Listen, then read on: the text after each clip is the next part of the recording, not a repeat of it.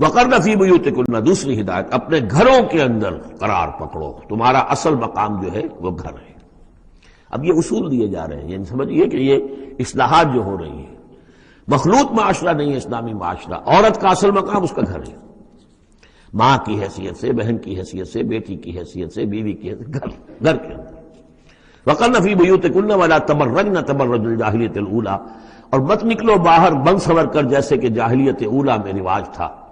جاہلیت، پچھلی جاہلیت جو تھی، اسلام کے آنے سے پہلے جو تہذیب، جو کلچر وہاں تھا، وہ طریقتکم المثلی، وہ بھی کہتے ہوں گے کہ ہمارا بڑا مثالی کلچر ہے یہ، اس کلچر کو چھوڑو۔ اور یہ جو بند سمر کر باہر نکلنے والی بات ہے کہ تبرج کہتے ہیں کہ نمایاں ہونا، یعنی عورت اگر بناؤ سگار کر کے نکلتی ہے مردوں میں تو کیا چاہتی ہے؟ وہی چاہتی ہے کہ لوگوں کی نگاہیں میری طرف اٹھے، میں توجہات کا مرکز بن جاؤں۔ یہ کام اب چھوڑ دو بالکل، اگر خدا نے خواستہ کہیں ہے بھی کسی کا کوئی پس منظر میں، تو اس کی دوسری ہدایت یہ آئی، گھروں میں قرار پکڑو، گھروں میں رہو، گھروں میں بیٹھو۔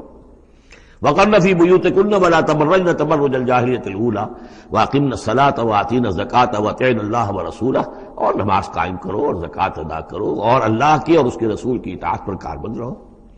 انما یرید اللہ لیذھب عنکم الرجس اہل البیت ویطہرکم تطہیرا، اے نبی کے گھر والوں، یا اہل البیت اب آ گیا یہاں پہ، نبی کے گھر والوں، اس سے پہلے ہم پڑھ چکے ہیں یہ اہل البیت، حضرت سارہ کو خطاب کیا تھا فرشتوں نے کہ سلام ہو آپ کو اے نبی کے گھر والوں، اہل البیت، اور یہاں ساری گفتگو جو ہو رہی ہے وہ حضور کے ازواج سے ہو رہی ہے۔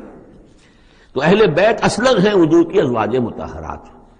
البتہ یہ ہم مانتے ہیں کہ حدیث ہے، حضور نے یہ چاہا ہے، جو آپ کو محبت تھی حضرت فاطمہ سے، حضرت علی سے اور حضرات حسنین سے رضی اللہ تعالی عنہم، آپ نے فرمایا اللہم ہؤلاء اہل بیتی، اے اللہ یہ بھی میرے اہل بیت ہے، بس یہاں پر بھی کا اضافہ کر لیجئے، کوئی حرج نہیں۔ اصل اہل بیت ازواج مطہرات ہے، لیکن اے اللہ یہ بھی میرے اہل بیت ہے۔ تو فرمایا اے نبی کے گھر والوں، یعنی اے نبی کی بیویوں، اللہ تعالیٰ یہ چاہتا ہے کہ تم سے ہر نوع کی برائی کو، گندگی کو بالکل دور کر کے تمہیں پاک اور صاف کر دے، یطہرکم تطہیرا، پوری طرح پاک اور صاف کر دے۔ کیوں؟ تمہیں اسوہ بننا ہے، تمہیں نمونہ بننا ہے۔ نمونہ تو بے داغ ہونا چاہیے، جیسے محمد رسول اللہ صلی اللہ علیہ وسلم کی شخصیت ہے، آئیڈیل پرسنالٹی، آئیڈیل، تو آئیڈیل تو بے داغ ہونا چاہیے۔ اسی طریقے سے تم جس مقام پر ہو کہ اب خواتین امت کے لیے، پوری امت مسلمہ کی عورتوں کے لیے تمہیں اسوہ بننا ہے۔